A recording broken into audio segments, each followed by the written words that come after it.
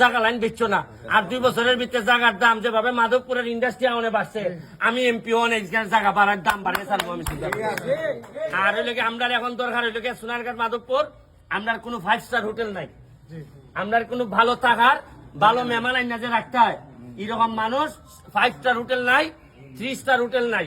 আমি ফরিদ ভাইরে কইমো, ফরিদ ভাই ভালো ব্যবসায়ী জানাশোনা আছে, যারা ইনভেস্ট করতে চায় আমার এলাকায় মাধবপুর সোনারঘাটে আমি একটা ভালো হোটেল করার জন্য 5 স্টার 3 স্টার যা বানাইতে চান আমি এমপি হিসাবে যা যা সুবিধা লাগে দিব। আমি আপনাদেরকে আহ্বান জানাই, আপনারা একটা হোটেল বানাই দেন, লাভ আপনাদের হবে এখানে। কারণ হচ্ছে কি আপনারা ব্যবসায়িক ভাবে অবশ্যই লাভের চিন্তা করবেন, লাভের জন্য এমপি বা প্রশাসনের যা যা হেল্প লাগে আমরা করবো। আপনাদের কাছ থেকে কোনো বাগিদা যে আপনারা কিছু পয়সা দেন এটা অন্তত সোনারঘাট মাধবপুর থেকে এই এমপির আমলে আপনারা জীবনে কেউ নিত না, এটা নিশ্চিত থাকেন আপনি। আজকে লাইভের মাধ্যমে আমি আপনাদেরকে আহ্বান জানাইতেছি, আমার এলাকা দেখে যান, দেখে আমার একটা 5 স্টার হোটেল আমাদেরকে বানাই দিয়ে যান। কারণ আমাদের সক্ষমতা আছে, আমরা একটু পিছাই গেছি কিন্তু এখন আর পিছাই থাকতে চাই না।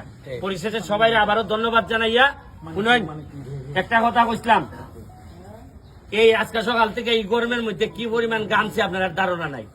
আমার মনে হয় একবার এই যে পুরা শরীরটা ভিজা, এবং বীজ একটা জিনিস হয়েছে কিতা কইছিলাম না আপনারা নির্বাচনের আগে, যে পানি দিয়ে গোসল করে সে জামা বদলায়, আর যে ঘাম দিয়ে গোসল করে সে ইতিহাস বদলায়।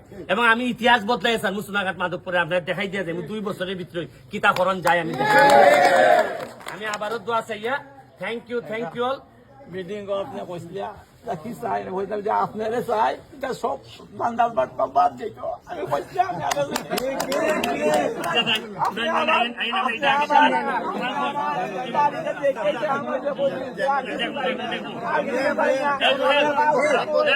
আমি